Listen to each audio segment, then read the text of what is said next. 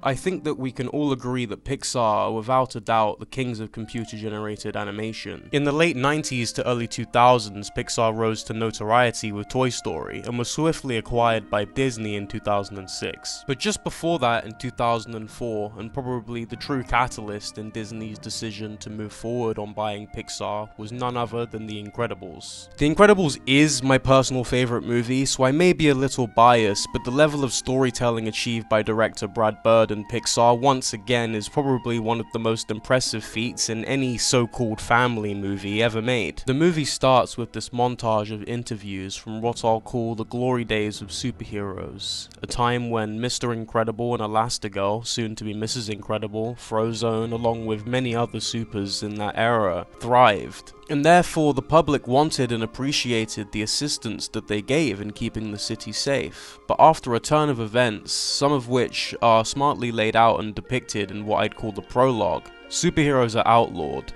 After the government decides that supers are less help than they are a problem, Mr. Incredible even saves a man's life as he tries to attempt suicide, and the guy sues him for saving him when he didn't want to be saved. Not to mention the infamous L-Train accident, in which while trying to save countless lives, Mr. Incredible happens to injure some of the passengers, and they sue him too. The entire segment, I think, is some of the best done building of a world and its ideas in most modern cinema, let alone any animated film. What some of the supers do becomes widespread outrage, and the government initiate the Superhero Relocation Program, in which the supers are sent into hiding and are given new identities and new homes. This depiction of superheroes and their effect on the public brings the audience closer to them as people and not just wacky characters in costumes. The center of this whole story is about the conflict between power and how it's used, and I think that using the power of the people against the supers in the first 10 minutes allows the story so much more room. It also allows us to understand what the characters have lost, and without knowing a lot about them, we know that the supers now have to grow as people in normality and forget what made them who they were. The story then jumps 15 years into the future, with Mr. Incredible and Elastigirl being married and having 3 children. The eldest, Violet, the middle child, Dash, and the baby, Jack-Jack. The family element of this film is so strong and connected with parents and children across the globe who could see themselves in the family. The family's powers also specifically match their characteristics. Mr. Incredible is now working at an insurance firm desk job and hating every second of it. The idea that he goes from saving people's lives to a job with a boss that encourages him to care as little about his clients as humanly possible is very effective.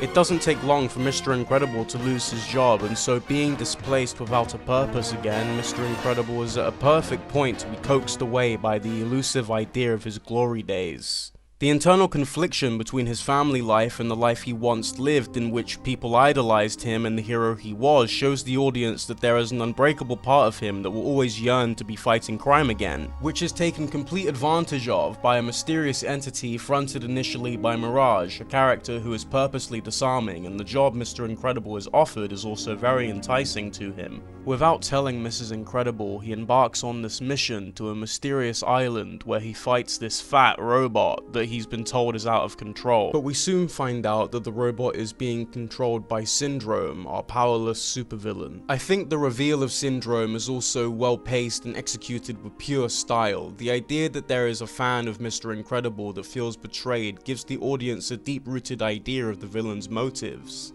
And before he even has to say anything, we kind of get a grasp of what he's about. Syndrome is warped in his ideas and concepts of power and control, and that ultimately becomes his downfall.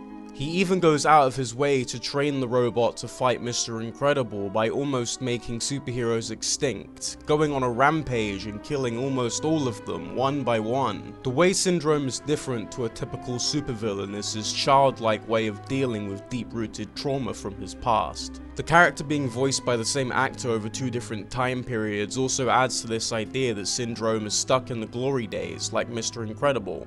The power that the Supers once had, the power that Syndrome yearned to be a part of, and now the distorted and uncontrolled power that he has created. All of these elements blend together to create and manifest this meaningful message. The film is about family at its core, and the way that every character has powers that match them as people is genius. I think that the film is almost near perfect from start to finish. To conclude, The Incredibles is a movie that doesn't forget to ground us before taking us on a journey through ups and downs, and the flawless design of a fully realized world and its characters allows us to be completely lost in it without having to question how things are laid out. It's surgically stylish, and we'll probably never see a film like it ever again. I hope you enjoyed this video. It was a bigger project than I first thought, so I'd really appreciate it if you'd leave a like and maybe subscribe if you're new here. Anyways, see y'all next time.